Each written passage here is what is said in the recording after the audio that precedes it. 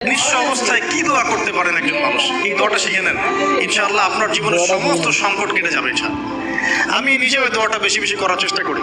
দোয়াটা হচ্ছে, মুসা আলাইহিস সালাম একটা গাছের নিচে হেলান দিয়ে বসলেন, বসে দেখলেন দুইজন মেয়ে দাঁড়িয়ে আছে দূরে, পানি নিতে পারছে না, লোকজন পানি নিয়ে যাচ্ছে, ওরা দাঁড়িয়ে আছে বেচারি। মুসা আলাইহিস সালাম গিয়ে বললেন, কি সমস্যা আপনাদের?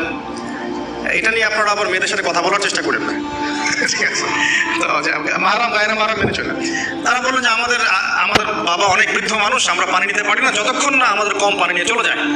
মুসা আলাইহিস সালাম তো একটু বললাম না, ফিজিক্যালি খুব স্ট্রং ছিলেন, থাকে না বডি বিল্ডার, সামনে গিয়ে কথা বলে এই সরো পানি দিতে দাও, তখন মানুষ একটু মূল্যায়ন করে না।